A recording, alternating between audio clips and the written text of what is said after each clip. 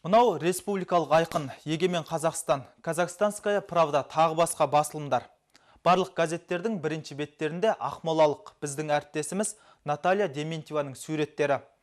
Ақордада өткен елбасы Нұрсұлтан Назарбаевпен кездесуге біздің өңірден өзге емес Наталья шақырылды. Ал бүкіл еліміз нәзік жандылар ішінен тек 19 адамға шақыру тигенді. Шақырылған әйелдер әр салада қызмет істейді. Ал таза қазақ тілінде сөйлеген біздің Натальяны елбасы өзгелерге үлгі етті. Сонымен апта адамы айдарының кейіпкері Наталья Дементьева.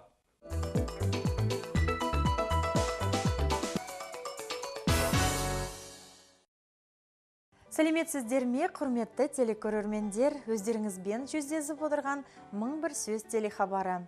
Наталья Дементьева Қазақстан Көкшетау арнасынан эфирге шығатын подиедин шаңрақым, живой родник және 1001 сөз атты хабарлардың авторы әрі жүргізушісі. Сондай-ақ Көкшетау гуманитарлық техникалық лицейінің қазақ тілі және әдебиеті пәнінің мұғалімі. Қос қызметті қатар алып жүрген жан. Тәуелсіздік таң атып, абыройым арытты, бұрын мұндай көріппен мәре-сәре халық. Халықаралық әйелдер мерекесі қарсаңында Наталья елбасымен кездесуге барып қайтты. Түрлі салада еңбек ететін нәзік жан иелерінің қатарында біздің жерлесіміздің болғаны үлкен мәртебе. Бұл Натальяның президент Нұрсұлтан Назарбаевпен екінші рет кездесуі. Қазір лицейдегі жұмысымен бірге мен жергілікті Қазақстан Көкшетау телеарнасында қазақ тілді үйрететін телесабақтар өткізіп жүрмін. Қазір мемлекеттік тілді үйреніп жатқан телекөрермендер өте көп. Бұл өте қуанарлық жағдай. Ендігі жолы жанұяда қазақша сөйлейді. Кездесуде елбасы Қазақстанда осы күзден бастап анаға тағзым атты жаңа мереке және мерейлі отбасы деген мемлекеттік марапат тағайындалуы мүмкін екендігін алға тартты. Мемлекеттік қызметкер, мұғалім, дәрігер, теміржолшы, әнші мен әртіс, спортшы сияқты нәзік жан иелері қатысқан жүздесуден Натальяның алған әсері мол. Жалпы осы кездесуге Қазақстанның ең жақсы, ең үздік, ең тамаша, жоғары жетістіктерге жеткен әйелдер қатысты. Олардың қатарында болу мен үшін үлкен бақыт. Өзінің ұжымында құрметке бөленіп, еңбегі еленген Наталья сүйікті жар, бір баланың анасы, отбасының ұйытқысы.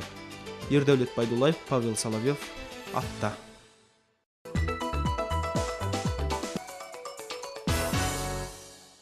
Сюжет кейіпкері Наталья Дементьева дәл қазір студиямызда. Наталья, қош келіпсіз. Биылғы 8 наурыз сіздің өміріңізде ерекше есте қалатын күн болды деп айтуға болады.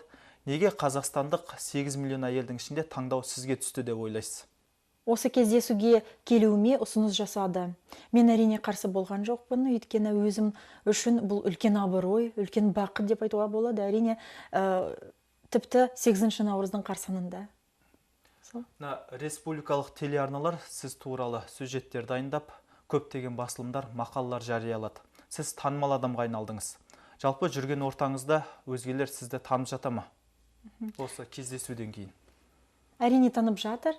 Ердәулет, сіз өзіңіз білесіз, мен осы кездесуден бұрын да менің ойымша танымал адам болдым, танымал адам сияқты болдым деп ойлаймын, өйткені біраз авторлық жобаларым бар. Енді сол кездесуден кейін әрине президентпен кездесіп, президенттің алдында сөз айтып,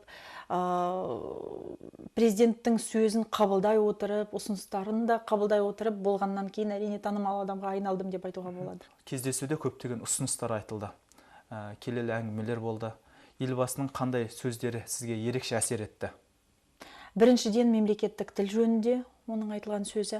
Екіншіден Қазақстанда екінші мереке болып есептеленетін анаға тағзым деген екінші мерекесі. Менің ойымша бұл өте дұрыс, әсіресе мен үшін. Өйткені менің адам ретінде қалыптасуына анамның тигізген әсері өте үлкен деп айтуға болады.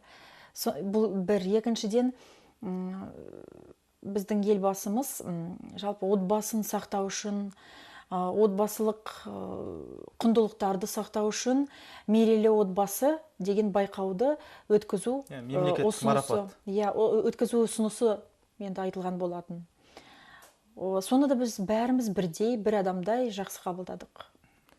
Елге істеген қызметіңіз әрқашан жемісті болсын. Студиямызға келіп, пікіріңізбен бөліскеніңіз үшін сізге көптен көп рахмет. Студия қонағы апта адам айдарының кейіпкері болған Наталья Дементьева. Апта ақпараттық сараптамалық хабарының шығармашылық ұжымы дайындаған өткен аптаға көзқарас осындай болды. Аман сау болыңыздар.